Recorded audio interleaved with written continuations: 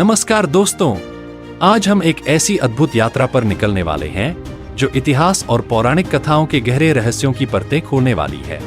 आपने अटलांटिस के बारे में सुना होगा, लेकिन आज मैं आपको एक ऐसे भूखंड के बारे में बताऊंगा जो कहीं अधिक प्राचीन और रहस्यमयी है। यह है कुमारी कंदम। इसे लेमुरिया भी कहा जाता है और इसे लेकर कई कहानियां और मिथक प्रचलित हैं। लेकिन क्या ये सब केवल मिथक हैं या इसमें कोई ऐतिहासिक सच्चाई छिपी है? चलिए इस प्रश्न का उत्तर खोजने की कोशिश करते हैं। इस यात्रा में आप जानेंगे कि कुमारी कंदम क्या है, वैदिक ब्रह्मांड विज्ञान से इसके संभावित संबंध क्या हो सकते हैं और तमिल संगम साहित्य में इसके बारे में क्या उल्लेख मिलता है। साथ ही हम आधुनिक भूगर्भ शास्त्र की मदद से इस भूखंड की वास्तविकता का अनुमान लगाने की भी कोशिश करेंगे। तो तैयार हो जाइए, यह यात्रा आपको अतीत के उन पन्नों में ले जाएगी जो आज भी खोजे जाने की प्रतीक्षा कर रहे हैं।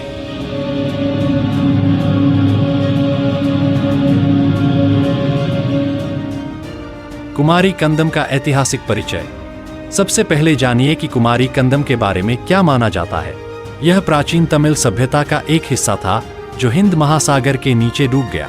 तमिल साहित्य में इसे एक विशाल और समृद्ध भूमि के रूप में वर्णित किया गया है जिसे पांड्य राजाओं ने शासित किया था। कहा जाता है कि यहाँ उन्नत सभ्यता थी और यह भूमि 3 संगम परिषदों की बैठक का स्थल थी।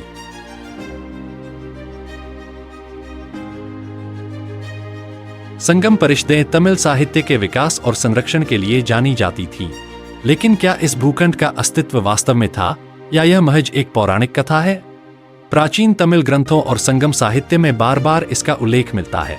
यहाँ के कवि और विद्वान इस खोई हुई भूमि को अत्यंत श्रद्धा के साथ याद करते थे। कई तमिल किंवदंतियों के अनुसार यह भूखंड प्रलयंकारी बाढ़ में डूब गया था, जिससे वहां की पूरी संस्कृति और सभ्यता नष्ट हो गई। इसके अतिरिक्त दक्षिण भारत के कई प्राचीन मंदिरों में भी इस भूखंड का संकेत मिलता है। ये मंदिर प्राचीन तमिल सभ्यता के वैभव का प्रतिनिधित्व करते हैं और इनके चित्रणों में हमें कुमारी कंदम की छवियां मिलती हैं। इस प्रकार इतिहास और साहित्य के कई स्रोत इस भूखंड के अस्तित्व की ओर इशारा करते हैं। कुमारी कंदम और वैदिक ब्रह्मांड विज्ञान के साथ संबंध। अब आइए इस विषय पर गहराई से विचार करें कि क्या कुमारी कंदम की कहानी को वैदिक ब्रह्मांड विज्ञान से जोड़ा जा सकता है। वैदिक साहित्य में कई बार प्रलय या महाप्रलय का जिक्र आता है। सबसे प्रसिद्ध कथा है मनु और मत्स्य अवतार की, जिसमें मत्स्य भगवान मनु को जल प्रलय से बचाते हैं। इसके बाद मनु मानव सभ्यता को पुनर्स्थापित करते हैं। तमिल लोक कथाओं में प्रचलित प्रलय की कथा और वैदिक प्रलय की कहानी में काफी समानताएं हैं। वैदिक साहित्य में वर्णित प्रलय के दौरान समुद्र का विस्तार और भूखंडों का डूबना कुमारी कंदम की कहानी से मेल खाता है। यह भी कहा जाता है कि दक्षिण का विशाल भूखंड, जिसे कभी दक्षिणापथ कहा जाता था, जल प्रलय में नष्ट हो गया। वेदों और पुराणों में वर्णित यह घटनाक्रम हमें यह सोचने पर मजबूर करता है कि शायद कुमारी कंदम वास्तव में वैदिक काल का एक भूखंड रहा हो जो प्रलय के दौरान जलमग्न हो गया। तमिल और वैदिक परंपराओं में यह समानता एक सांस्कृतिक और भूगर्भीय रहस्य का संकेत देती है। कुमारी कंदम और आधुनिक भूविज्ञान। अब बात करते हैं आधुनिक भूविज्ञान की। क्या इस भूखंड के अस्तित्व का कोई भौतिक प्रमाण है? 19वीं सदी में वैज्ञानिक अर्नेस्ट हेकेल ने यह सिद्धांत प्रस्तुत किया था कि एक विशाल महाद्वीप, जिसे लेमुरिया कहा गया, कभी भारत, मेडागास्कर और ऑस्ट्रेलिया को जोड़ता था।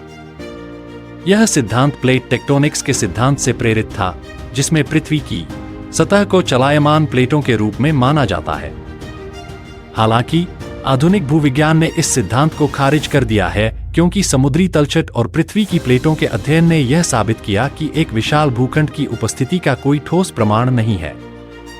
लेकिन समुद्र तल पर मिली कुछ संरचनाएं और अवशेष यह संकेत सतह को चलायमान प्लेटों के रूप में माना जाता है। हालांकि आधुनिक भूविज्ञान ने इस सिद्धांत को खारिज कर दिया है, क्योंकि समुद्री तलछट और पृथ्वी की प्लेटों के अध्ययन ने यह साबित किया कि एक विशाल भूखंड की उपस्थिति का कोई ठोस प्रमाण नहीं है। लेकिन समुद्र तल पर मिली कुछ संरचनाएं और अवशेष यह संकेत देते हैं कि अतीत में कई ऐसे भूखंड थे जो बाद में समुद्र में डूब गए।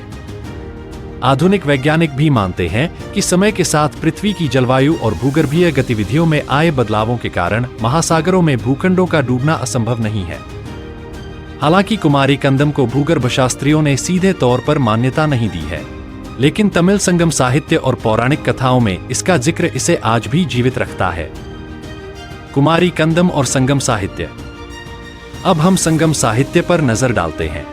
तमिल संगम साहित्य दुनिया के सबसे प्राचीन साहित्यिक संग्रहों में से एक है, जो 2000 साल से भी अधिक पुराना माना जाता है। इसमें हमें कुमारी कंदम के बारे में बार बार वर्णन मिलता है। इसे कुमारी नाडु के रूप में भी जाना गया है और कहा जाता है कि यह भूमि 3 संगम परिषदों की बैठक का स्थल थी। ये संगम परिषदें तमिल साहित्य की प्रमुख संरक्षक थीं। संगम साहित्य में कुमारी कंदम का उल्लेख इतनी बार आता है कि कई विद्वान इसे ऐतिहासिक और पौराणिक तथ्य का मिला-जुला रूप मानते हैं। इस साहित्य में इस भूमि की महान संस्कृति, उन्नत वास्तुकला और विज्ञान का उल्लेख किया गया है। यह न केवल तमिल सभ्यता की साहित्यिक उपलब्धियों का प्रतीक है, बल्कि एक सांस्कृतिक स्मृति भी है जो हजारों वर्षों से तमिल लोगों के मन और आत्मा में बसी हुई है।